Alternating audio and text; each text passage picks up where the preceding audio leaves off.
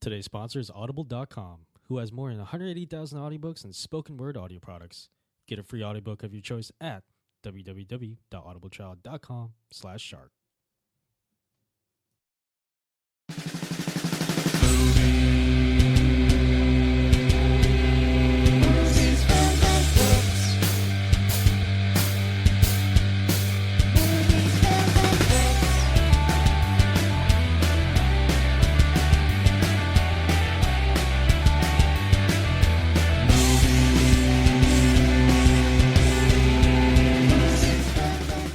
Hey, welcome to Movies, Films, and Flicks. I'm your host, John Loswith. Joining me, as always, are my co-hosts, Mark Hoffmeyer. So after watching The Revenant, I have a quick question, right? Let's say you're a fur trapper, which is like the worst job ever, right? You're out in the middle of the wilderness, it's freezing, it's cold, and you see Kurt Russell from Hateful Eight. Would you mistake him for like a very large, like beaver or... large furry beast that you could collect this fur and make money on it? I wouldn't mistake him as like a bear, but somehow manlier. maybe a badger, a large badger. like, would you shoot? Like, would your first instinct be to shoot him? No. Or would you be like, hey? Or would you just be like, this is too good to pass up and just pass his mustache off for real fur? So many options.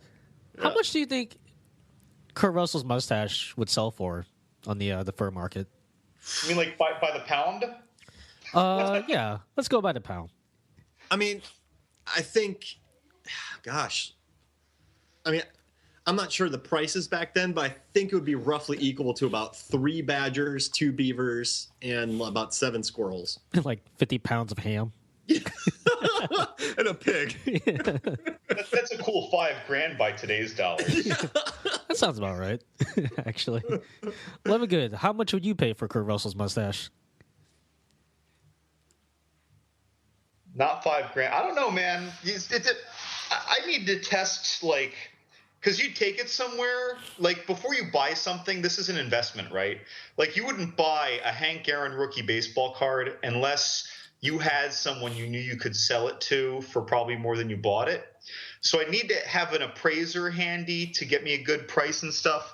But, like, how do I know that, I don't know, that little dog man with the eye patch from Labyrinth didn't just get, like, that Incredible Hulk serum and gamma rays and turn into a monster, and that monster was Kurt Russell's mustache? Well, every strand of Kurt Russell's hair, facial or otherwise, comes with a certificate of authenticity. So you get, like, comics have CGC. That's what his beard had. Right. So it each strand comes with its own certificate. So, and let's assume that each strand has a steady appreciation, like maybe like $1 a year. And it's so dense and like good stuff that it continues growing 2 years even after it's cut off. Yeah.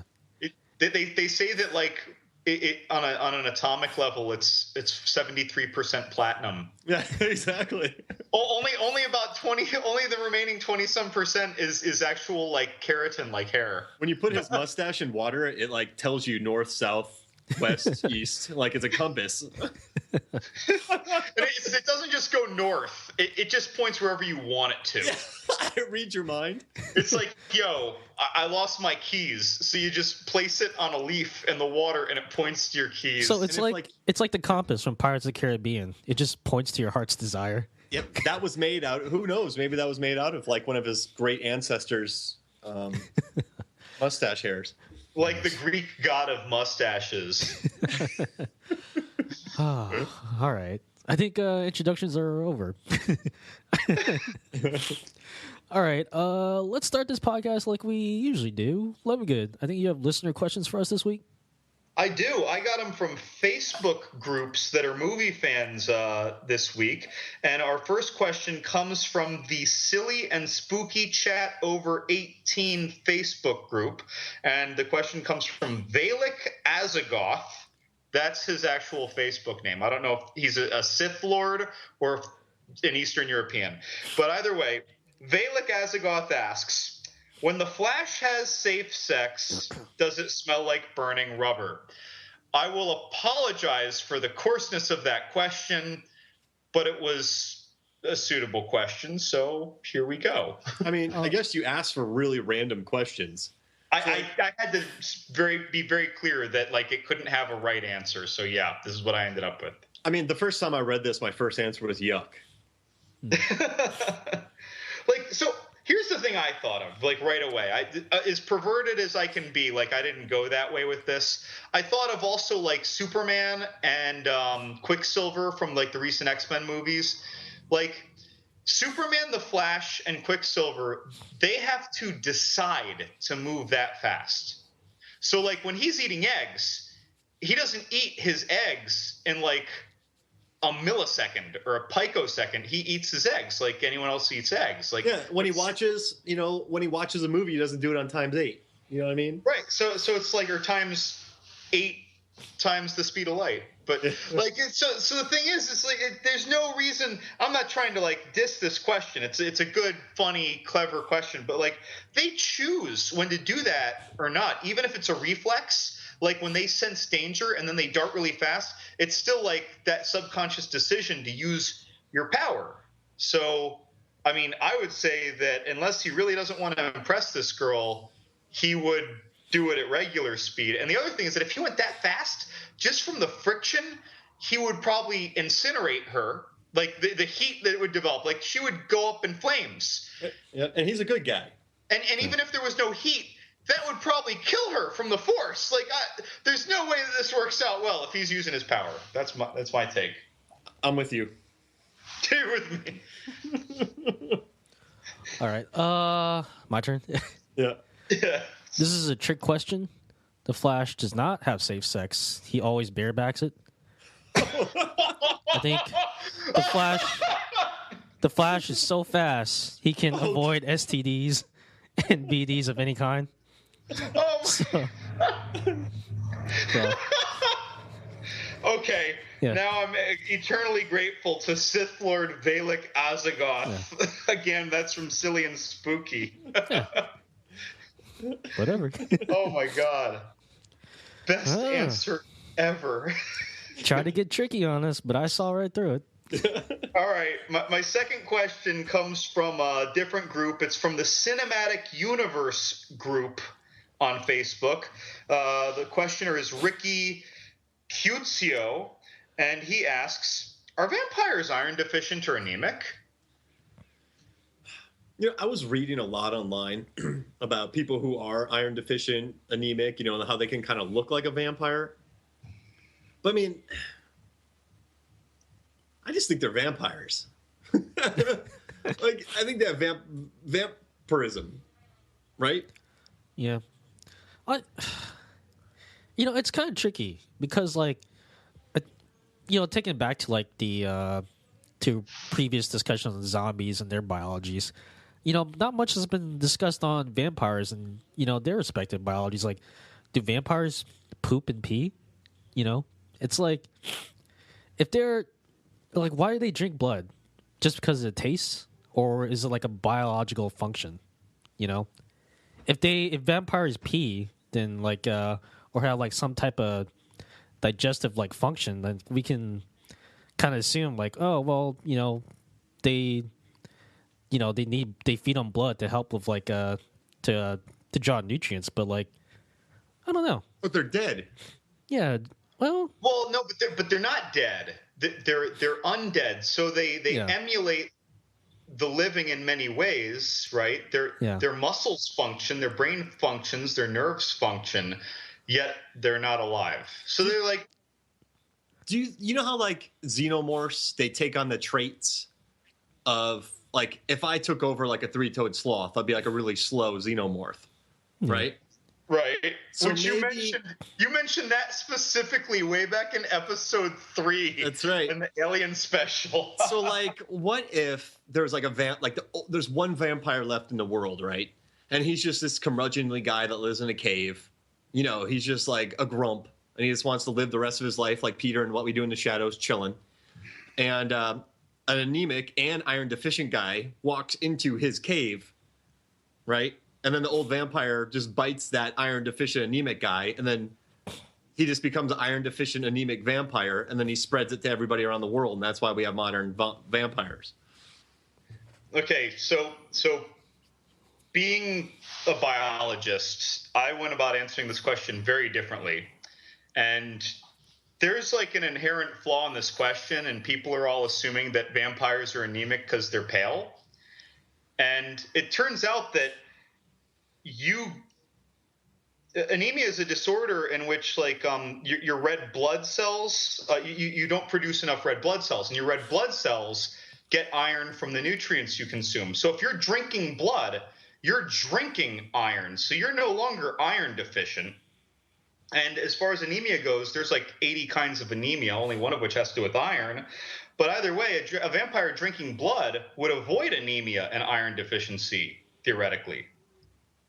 So, which is kind of out there. And Mark, you mentioned the disease, though, like how there are people who are vampire-like. That disease is called porphyria. Has a name. I stumbled across that in my little... But they got to have some energy to burn, so I guess like I'm going with Lazarus. And I'm sure there's books out there or some 89 blogs, but like they got to have some kind of nutrient source. This is it. Like if they were alkaline batteries, this is their battery acid. I don't know. I think it's just a question that will never be fully answered. If you know how like... Oh, no, I just say they're not anemic or iron deficient.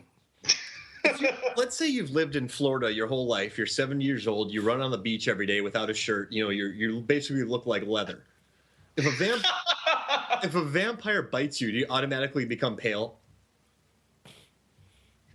If the vampire bites you? Yeah.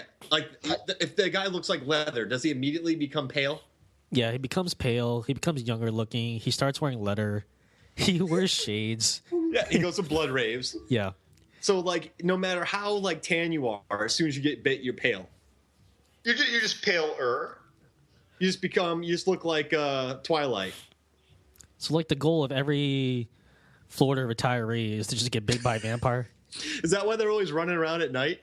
Oh, I hope someone bites me. I really doubt that it's our demographic, but I wonder if there's, like, some 60 or 70-year-old retired Jewish people on South Beach right now who are listening and, like, they're just shaking their fist at the computer because we're talking about their leathery skin. I'd be surprised if they even knew how to operate a computer. I think it's I don't know. I think, they're doing great. I think they're happy. Yeah. I think they're enjoying this podcast. You work hard for that leather skin. Like, that's not something you want to lose. Yeah. It means you've enjoyed life. That's right. You didn't just stay inside drinking blood all day. So the answer is leather. Yes. The answer is leather. Well, that works for vampires because in all the movies it makes you believe that's all they wear. Yeah. All right. Thank you once again to our Facebook listeners for those wonderful questions. Well, they were sufficiently random, like they usually are. Yeah. And they were so random, I didn't have an answer for either of them.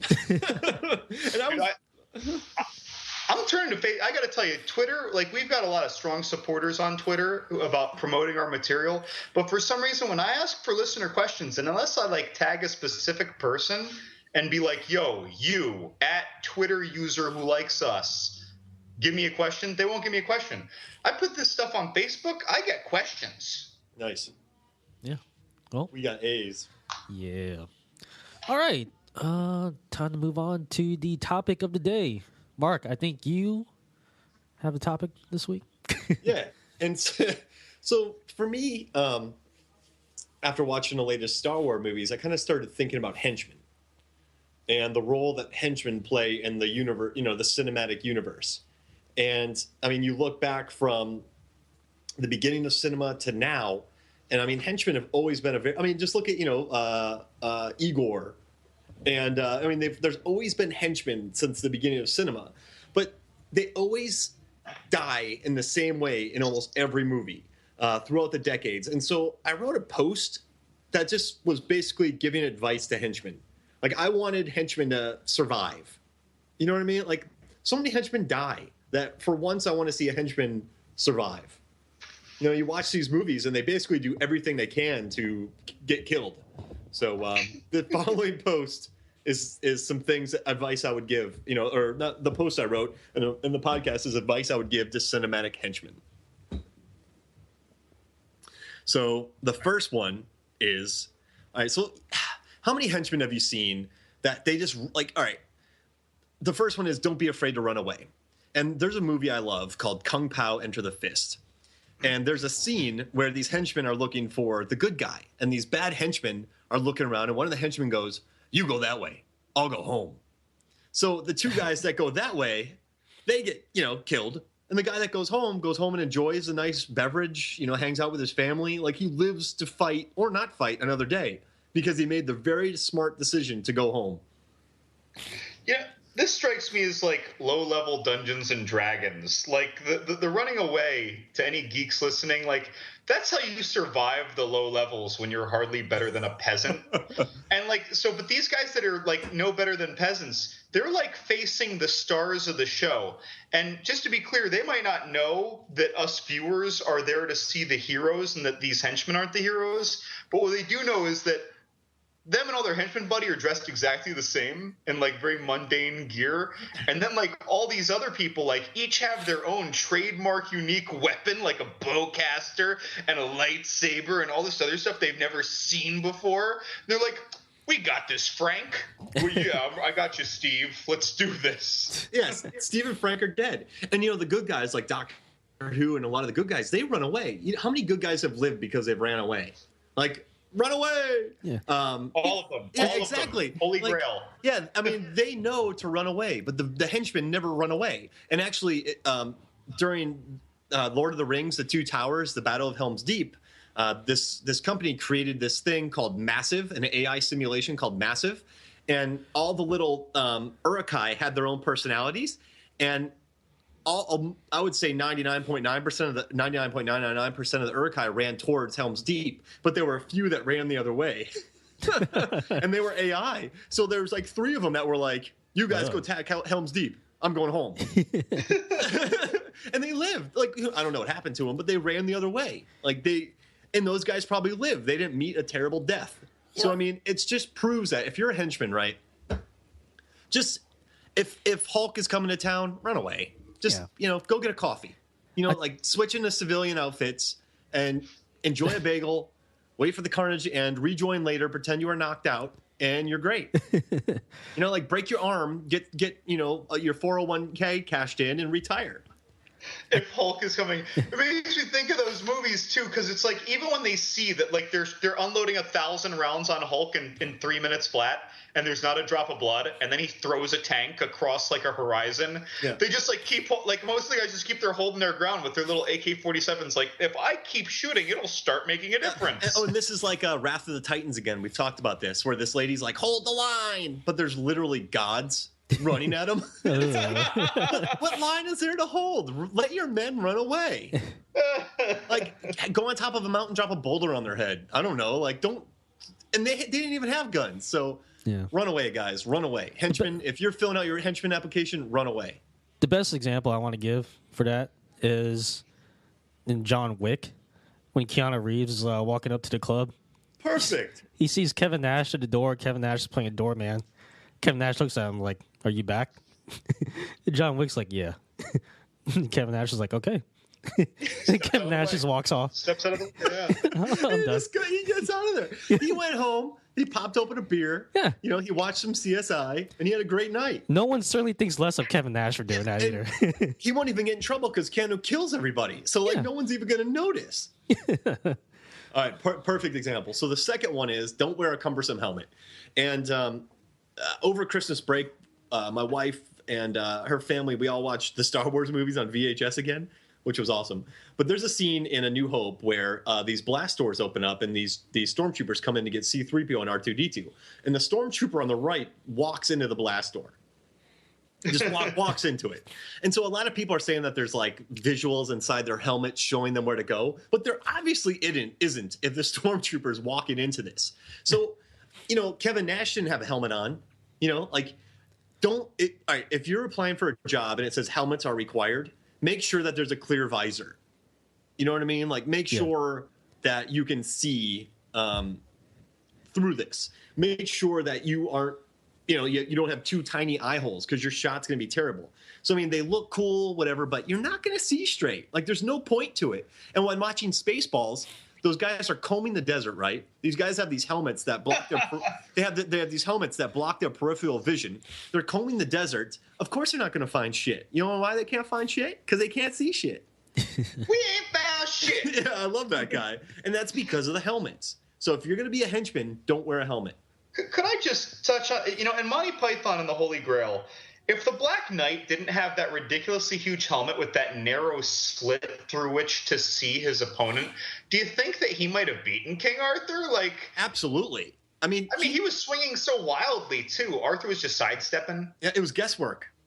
Like, he was just like, helmets look cool, but I mean, it's like that commercial. Remember that commercial? I don't know if it was like Nas, but there's this one MMA guy doing all these flips and kicks and backflips, and then this other guy just walks in, and then the bland guy just knocks him unconscious. Like, you don't have to look fashionable, guys. Just don't wear a helmet, all right?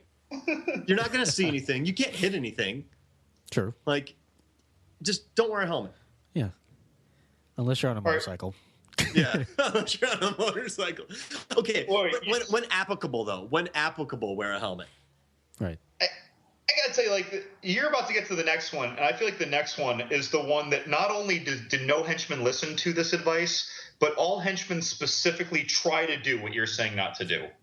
Yeah, so the next one is never fight on top of a moving vehicle. And I love Mad Max, Fury Road. I was watching again, and all these people are just falling off vehicles and just dying. They're basically cannon fodder. Well, they were cannon fodder because they're going to Valhalla. But, I mean, in all these movies, you see these guys that jump from one car to the other car. The good guy moves to the side, and they fly off and die. And it's like, listen, if you're a henchman, and all right, so this scene with Indiana Jones, right? He's being followed by like 8 cars. So basically, instead of jumping out of your car onto Indiana Jones's car, just follow that. Just follow him. Like, just follow him until he runs out of gas and shoot him. You don't have to jump onto his little thing. Like, if you just let him drive and you stay in the back and hang out, you're going to be there with him when he lands to wherever he's going. So, I mean, you don't have to fight on top of moving vehicles. And there's a scene in the Wolverine. So, like, I think it's a cool looking scene, right? But I think it's stupid. These 2 Yakuza, right? They're in Japan. They're on top of a bullet train. Wolverine's on top of this train, and there are these 2 Yakuza, and they each have knives on their hands, and they're climbing their way up a fast-moving train with these knives. But the problem is there's, like, these low bars. So Wolverine is, like, they're jumping up, they're jumping down, they're moving to the side, and then Wolverine tricks them, and then they both die. But it's like, you should not chase Wolverine. You're a human, and you're fighting Wolverine, which is stupid. And you don't have a rocket launcher. Next, you're on top of that's not honor. That's like stupidity. So, like, don't let your ego get in the way, because you're not going to kill Wolverine on top of a moving train. So just hang out, guys. If Wolverine got on top of the train, I kind of figure. Well, let's just pretend that I thought there was a chance in hell I could kill Wolverine. If I think he's killable, then I'd imagine that he'd get up on that train and he'd screw up and stumble and fall off the train and die. Like, let the train handle it, if that's the deal. Yeah, let him deal with the train, tire himself out. Then when the train stops, get out and try to shoot him. Or follow him. You know, like, let him sneak away thinking he got away with it, and then just follow him. Genius. Do some French Connection work. Gene Hackman just followed people. Don't fight on top of moving vehicles, henchmen. Can you imagine Gene Hackman just, like, following someone on top of, like, a moving vehicle? And then the French Connection, they still wouldn't see him. He's that good. I love the French Connection. It's just a lot of walking. I think it's brilliant. But I mean, just like, and you know, these Germans, they were really tough in Indiana Jones, Raiders of the Lost Ark. But they didn't, like, and then there's one guy fighting Indiana Jones on a conveyor belt. There's, like, other guys fighting people near airplanes. Like, just don't fight him at all. Yeah, all right, so there's 8 guys in the back of the truck that Indiana Jones takes over. Have the 8 guys hang out until he parks. Yeah. Right? Yeah. They're with the Ark. He's not going to get it. Like, you don't have to get out of a vehicle, henchman. Yeah. So, you know, that's my next piece of advice. The next one is, if you're a human in a world full of superheroes, like, don't even apply for the job. There's a scene in The Incredibles, right, where Mr. Incredible is sneaking up on this secret lair, and there's a henchman about 200 yards away, and Mr. Incredible throws a rock from about 200 yards out, perfectly dings him in the head and knocks him unconscious. Like, you're not just don't even apply. Like, if you live in a world where there's the Hulk or Thor or Iron Man, and you're applying for like a secret layer job, just you know what? Don't do it. Just find another line of work. Become a bouncer. Like, don't become a henchman. Like you're not gonna do it. Like, you remember on the Avengers: Age of Ultron when all those Avengers attacked that base? They're not stopping anything whatsoever. Right. I mean, there's no point. Like, just retire, hang up the boots, get a gold watch, become a bouncer, and then if John Wick shows up, leave. Yeah. I don't know. The only problem I can see with that is that in a world full of superheroes, I feel like employers would be forced to hire like non-superheroes, kind of like the Equal Opportunity Employers Act. Like, you have to hire like people who don't have superheroes. You don't want to discriminate, so they have to have like a certain quota that they have to fill. Yeah. Don't be part of that small quota. Yeah, you're right. There's a quota. You're right. The bad guys should just hire like IT guys and hackers, because if they could, like, well, Tony Stark he'd outsmart him, but just as a random example, if Tony Stark wasn't such a genius with all things like computer and stuff, right? It's like, what happens if you like identity thieve them and you like freeze their bank accounts or something, and then what are they going to do? How are they going to fuel their special little Avengers jet if they can't afford that jet fuel? Like, just load them up with some computer viruses, or like, frame them for some tech crimes. Like, just hire a bunch of geeks. Yeah, you're right. Go cyber against them. Don't go physical. And you know what else? The geeks just get bitch slapped by the good guys. The geeks usually don't get shot in the face or Hulk smashed in, a county away. Like, the geeks kind of, or if anything, the good guys even look at the geeks and let the geeks run away sometimes. Yep. The only time I can remember a geek dying was in Goldeneye, and that guy had the pen where he kept clicking it. Yeah, Boris. But that was his fault. I'm invincible. Then he wasn't. So, I mean, yeah, they'll catch a little slap. Because, of course there's going to be a scene where, like, you're better than them, Tony. Don't kill them. Right? So, I mean, there's always... Yeah, I like... They just got to recruit at MIT. Like...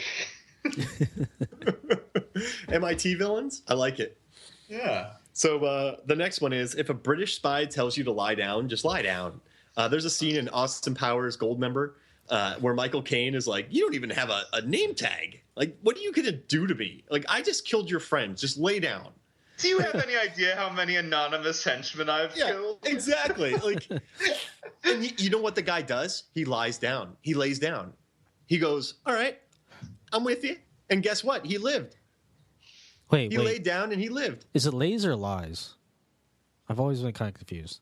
He falls on the ground. Okay. Perfect. That's question answered. I'll take it. Yeah. If some guy is like, hey, listen, I've killed 1 billion of you, and I'm sure you're a great guy. I'm sure you have you took the 2-week course, got the certificate, but just I'm giving you a chance to live. I would drop my gun, fall on the ground, and pretend to be unconscious.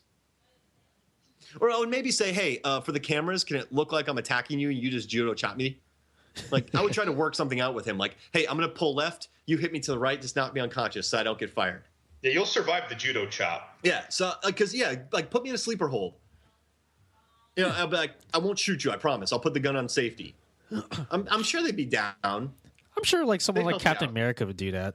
But with someone like Punisher, I just don't think there'd be, like, no negotiations at all. Yeah, your head would be off. Yeah.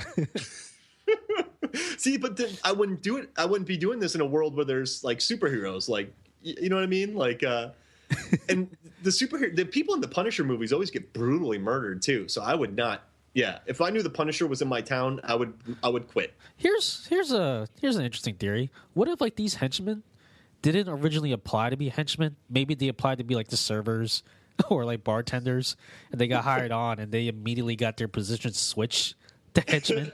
Because that's something like a supervillain would do, Oh, yeah. So maybe they're just like unsuspecting dudes. Like, remember in Spaceballs when they're like, close the zoo? So maybe like they hire people to work in the zoo, then they turn them into henchmen. Oh no. Well, I'm here. I'm on a remote secret lair, and if I say no, I'm dead. I gotta tell you, if I was an evil guy's henchman and like the Avengers were coming in to like deal with whatever my evil boss was planning, I would just be like hopping on to my online government system, like evil villainy system for like my time and hours in, and I'd be applying for my annual leave right then. Yeah. Oh, wait. So, when is this nuclear bomb going to be capable to blow up? So, because it always, they always stop it at 1 second. So I'll be like, I hear Fiji is nice that time of year. So the nuclear bomb is going to blow up in a week. Okay. They'll stop it at 1 second left. I'm going on vacation tomorrow. You guys are forgetting who they're working for. You think these villains would say yes to vacation time? Well, I mean, how do they get them? Like, there's got to be a union. Yeah, I mean, they've got to be paid, and there's no point in having a family and taking care of them if you can't see them and spend time with them. So, they have to give them something. Because, I mean, a lot of these guys are, they seem, well, no, a lot of them don't seem skilled. What if, like, he did grant him vacation time, but it was vacation to, like, another island that he owned? Yeah, like how like in Iron Man 3, like Tony Stark is like, the Avengers are busy, I can't bother them. Like they were doing some other heroic things. It's like they send you to the island where, like, if you're fighting the Iron Man, you get sent to where all the other Avengers are. Oh, man. And they're fighting some baddies over there. And they give you like a potato gun to fight the Hulk.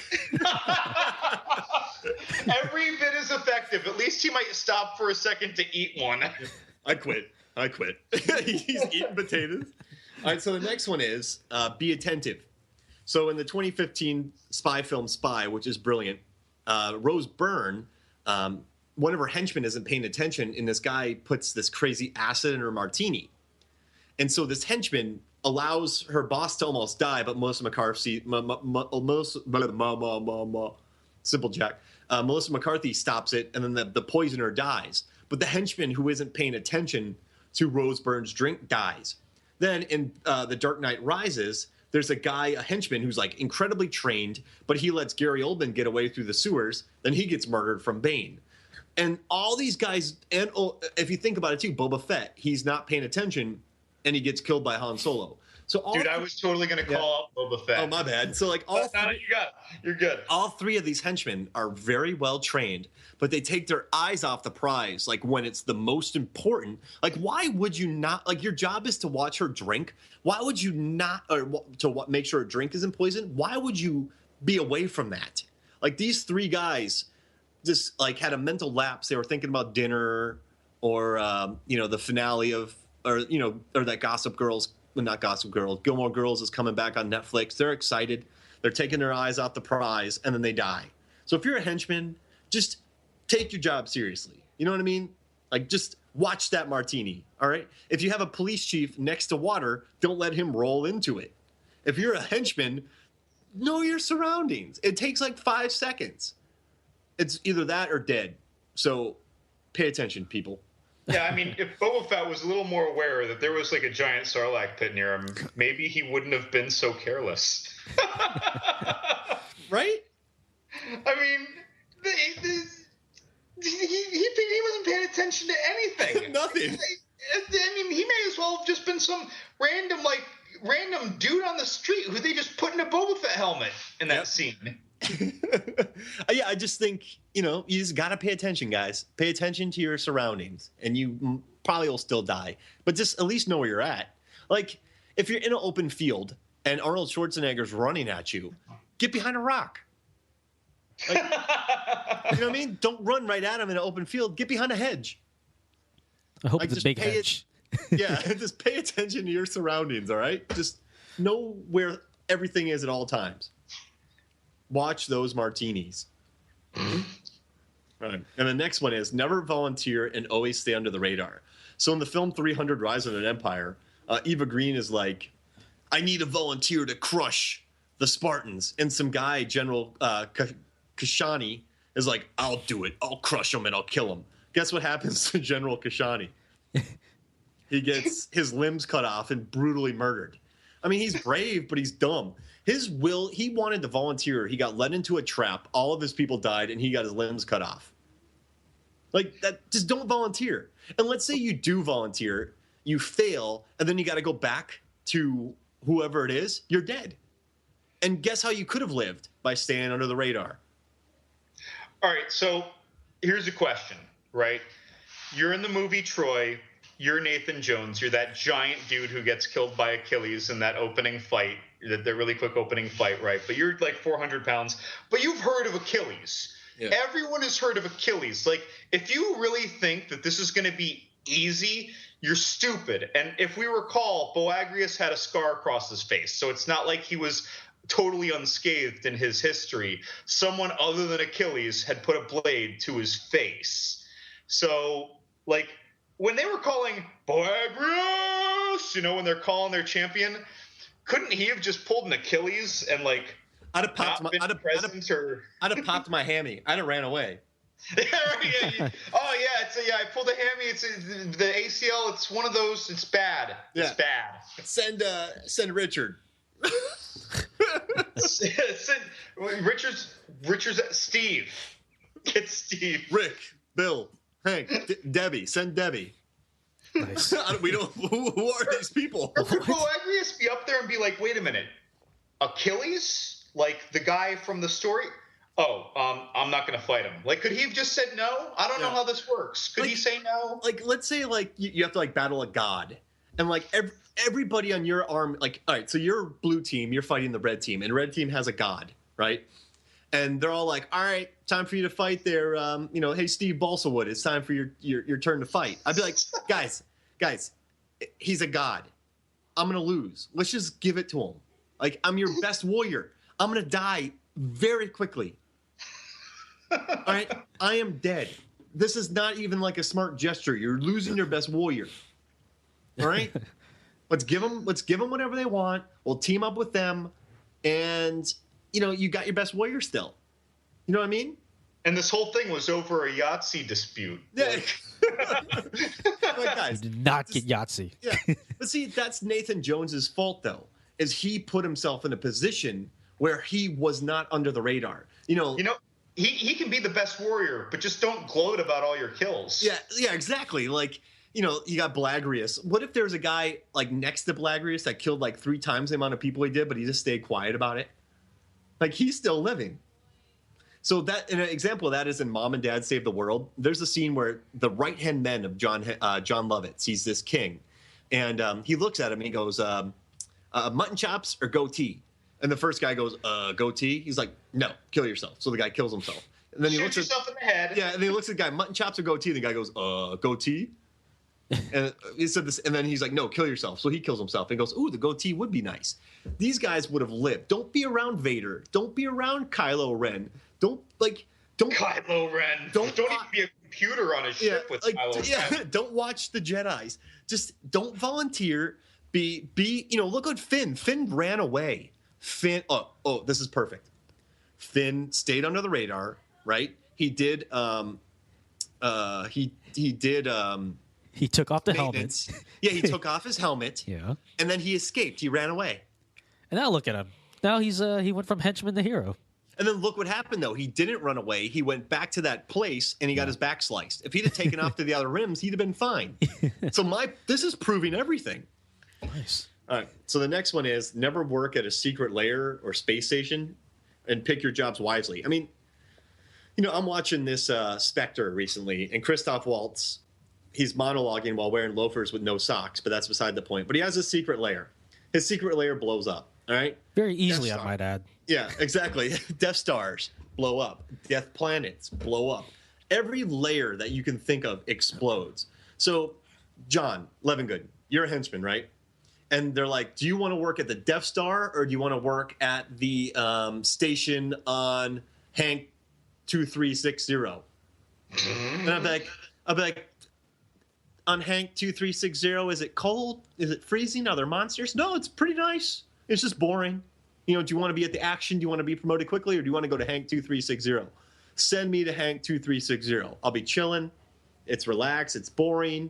Work on your suntan. Unless you. That's the problem. Is that you said you get promoted if you go to the Death Star. Yeah, you don't want to get promoted at the Death Star. You want to stay under the radar if you're a henchman. So you go to the farthest away planet. Yeah. They just don't know that. They don't know that. They want to move up. They don't realize that to move up, They need to be the one guy per 1,000 guys in part 1 that survives to see part 2. One out of 1,000. Yeah, and like, okay, this is a great example. In the Lord of the Rings, the Fellowship of the Ring, there are these goblins, or I think they're orcs, and their job is to free the Uruk-hai from goo, right? So this is where pick your jobs comes wisely. So this goblin or orc is working with. His job is to be in this gross stuff, freeing these killers. So this orc frees this Uruk-hai, and he gets murdered for his troubles. Like, how do you pick that job? Like, hey, I need you to free these killers, or you'll probably die. Like, just pick your jobs wisely, guys. Don't end up freeing Uruk-hai from goo. It reminds me of the conversation that Dante and Randall had in Clerks when they were discussing the contractors working on Death Star. Yeah. Yeah, that was a classic scene. Yeah, I mean, listen, you already had one Death Star blown up because of a weird vent system that you could shoot lasers through and have the whole place explode. Uh-huh. Like, you're under fire. Like, this is tough work that you're doing. Like,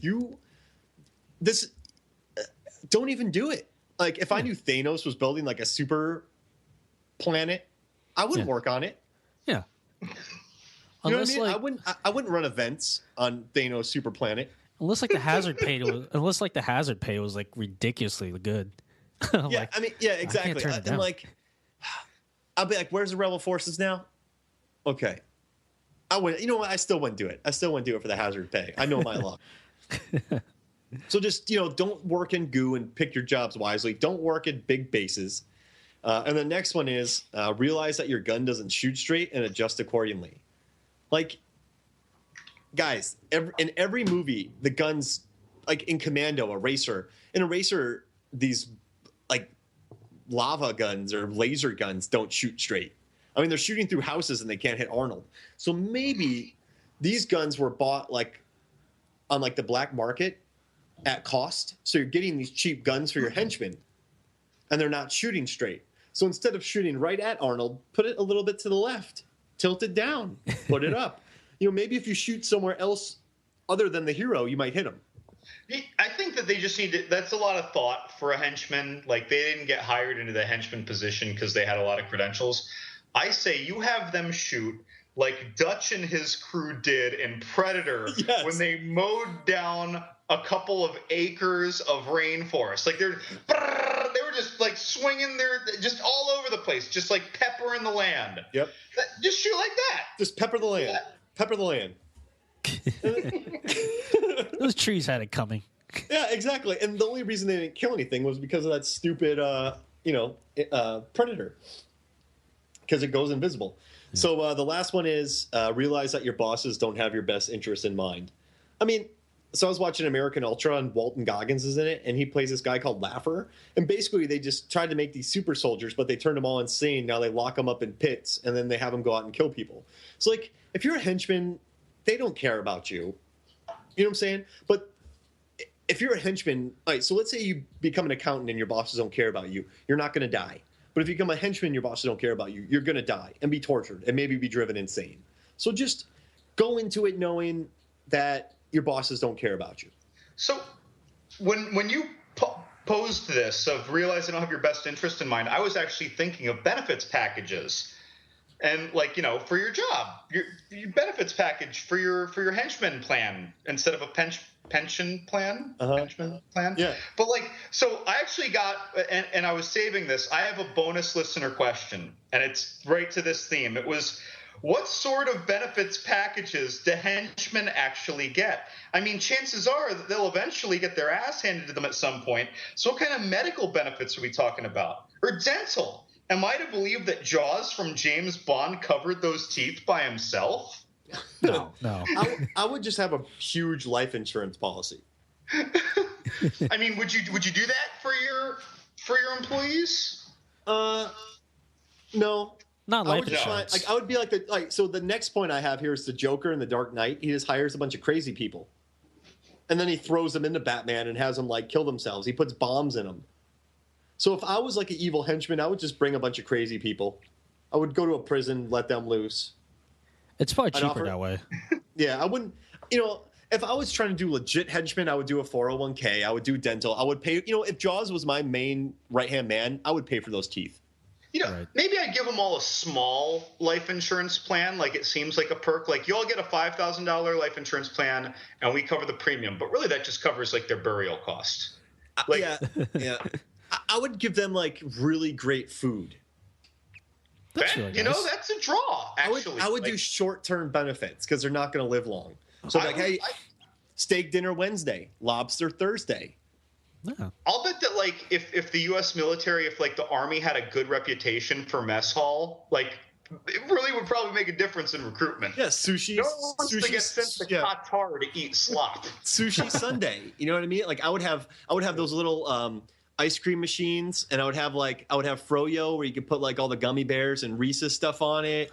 I would have I would have great breakfast, lunch, dinner. I would play movies. There would be a rec hall. If one of my guys, they knew there was a soccer game in a couple weeks, I would let them take a break to go watch it. I would offer short-term benefits because they're all going to die anyway. Oh, nice. Well, where do I sign up? I gotta thank my friend Kat from Northeast Florida who supplied that benefits package question. You say rec hall. I think of Jarhead. Like, rec hall is basically running around while you're drunk with a machine gun, wearing a Santa Claus hat as a cod piece. Yep. You know what my training would be? I would build an entire Sears. Remember the old, like, that's old, a Macy's, 2-story Macy's, right? I would give all my guys paintball guns, right? And I would let them play paintball and capture the flag in, like, stores and conventions, places you could mess up. I would build houses that people could just wreck. Like, I would just let them enjoy their lives while they're still not smushed by the Hulk. I would have miniature golf. I got to take a moment to acknowledge one of my favorite henchmen. And remember how in a recent podcast I commented about how the movie Van Helsing from 2004 seemed like really fun back then, but it really doesn't hold up at all. But, like, one thing I did like was there was this one scene where, like, you kind of see, like, there's a curtain drawn, but you see the silhouette, and you see, like, Igor, and he's, like, jabbing something at, like, the tied-up Wolfman, and you hear this electrical crackling sound, like he's just jabbing it with an electrical prod. And, like, so then he comes out, and he's holding his prod, and he's hunching over in front of Dracula, and he says, "Why do you torture that creature so much?" And Igor just looks at him, he says, "It's what I do." Like, it's like he was hired to do that. It was like the one moment where Van Helsing was, like, self-aware of its ridiculousness. And the line went to Igor, the most minor character in the movie. What I do, boss. It's what I do. He's just jabbing at, just teasing it like a jerk. Yeah, and like, don't be the torturer either. Like, that's just not gonna. All right. Yeah. So right. that's my advice to you guys. Just kind of,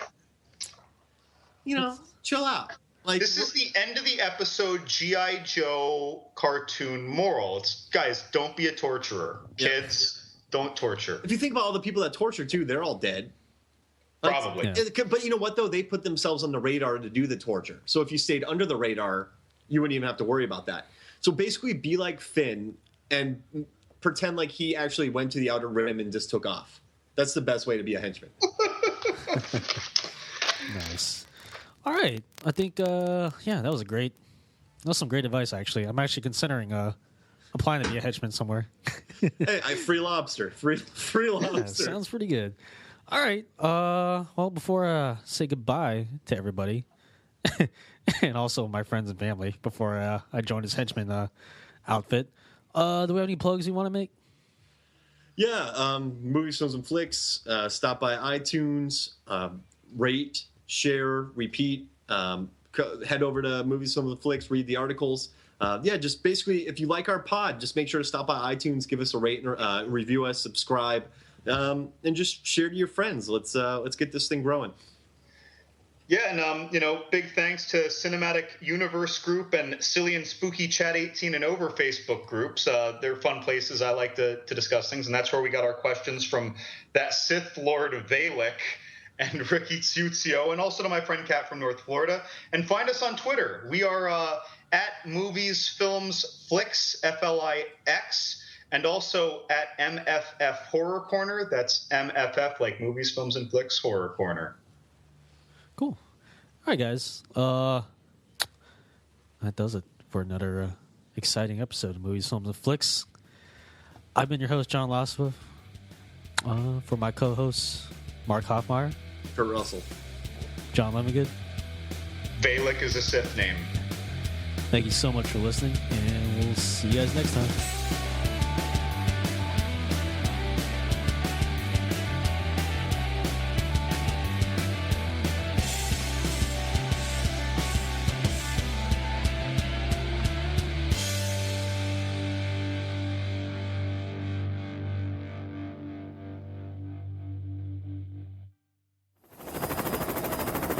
We're above the target. T-minus 5 seconds till shark drop. 5, 4, 3, 2, 1. Drop the shark! Go! Go! Go!